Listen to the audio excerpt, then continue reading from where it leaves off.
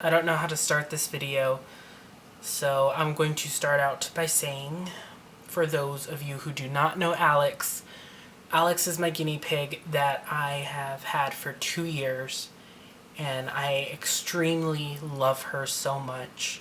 On this channel, I have not shown her a lot, but I did recently make a video of me making her enclosure.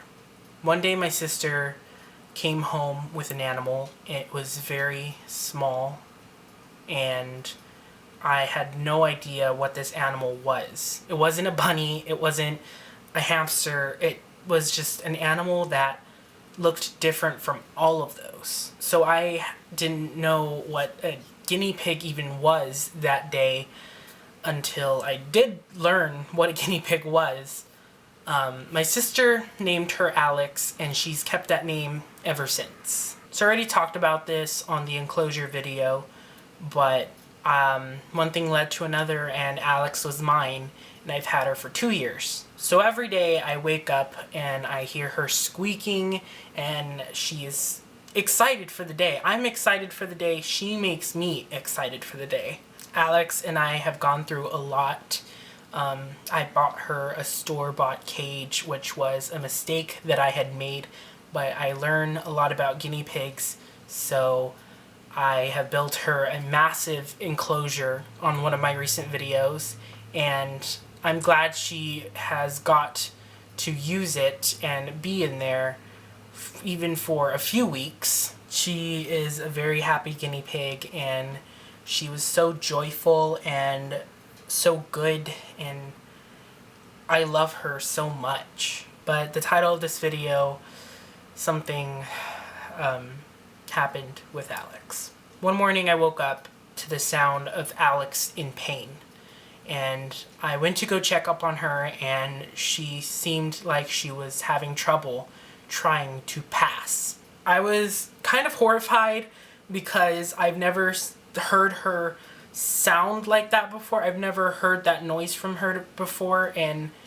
she sounded like she was in pain. I went straight to my computer to type in all of her symptoms that she was having, and I came across something on the internet that said something about guinea pigs passing bladder stones. And some bladder stones can be big enough where they can get stuck.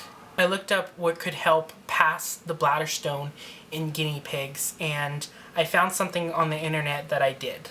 I got a bucket that was big enough, and I wrapped Alex in a towel, and I put her into the bucket, and I put warm water on the bottom, enough to get to the bottom of her. About an hour of her being in that bucket of warm water, and I of course kept it warm so she wasn't freezing cold when the water went down some temperature.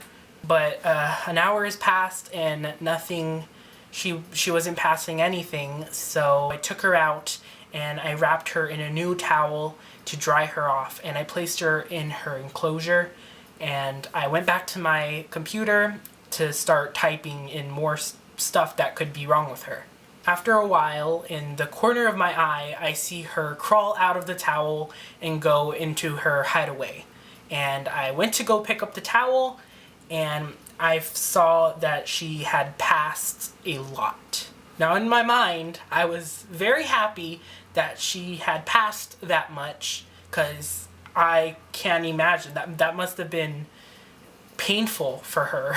I ordered some supplements that would help make it easier for her to pass through all of the stuff that she ate.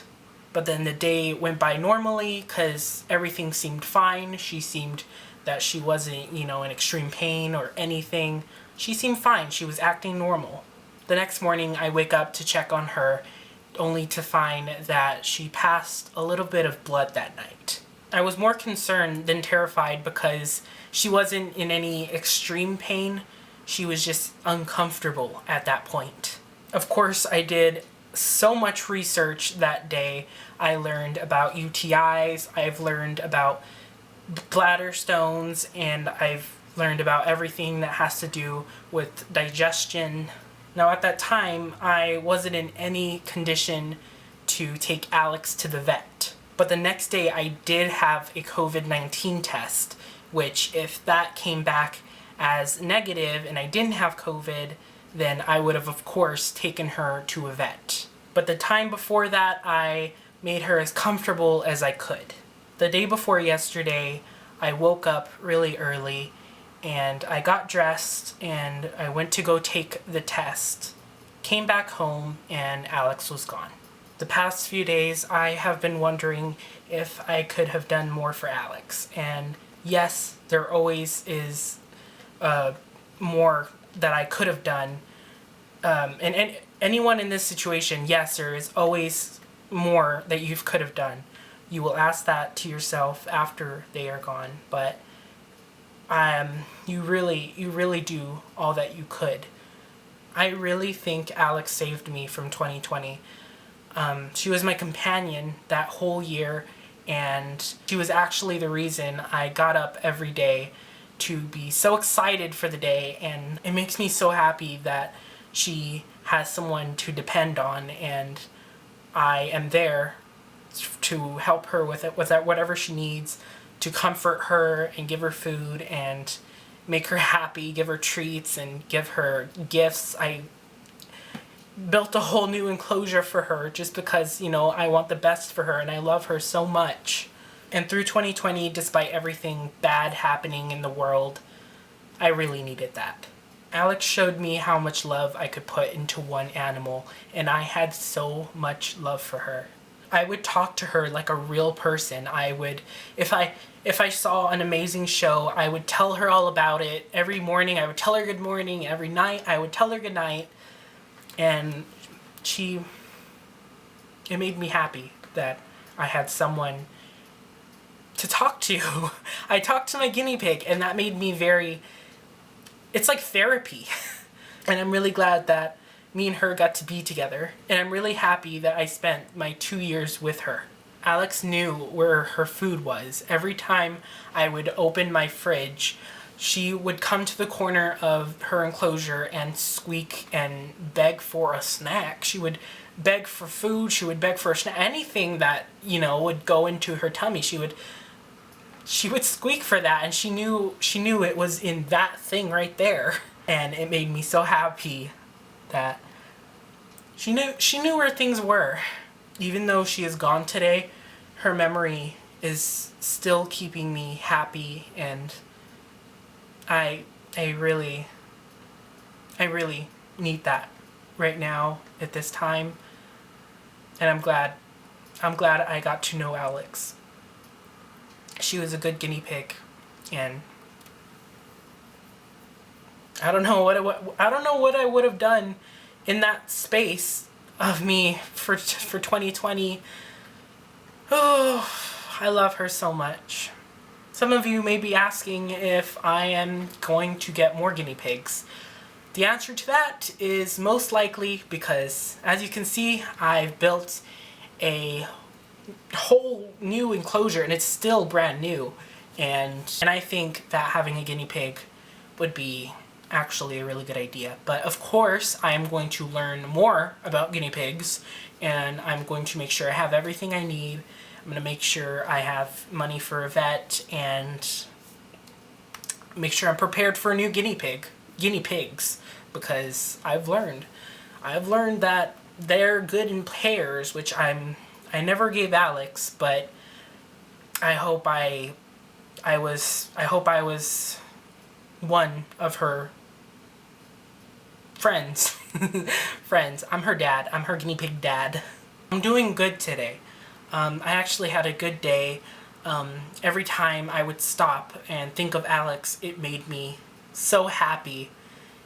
And it brings me joy. It brings me comfort. So if you guys knew Alex, just go look at the videos and remember her being a cute guinea pig and a happy guinea pig, because I think her memory will bring you happiness too. I mean, it'll make you happy.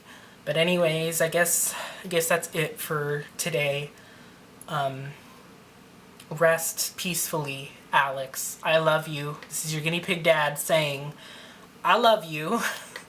And of course, I love you viewer. I love you guys, and thank you so much for taking the time to watch this video, because this, I don't know how long this video was. 20 minutes? I don't know. But thank you so much. Rest peacefully, Alex. I love you. Bye, guys. Alex, I love you. Don't worry, you'll have a new home soon. Very, very, very soon. I promise.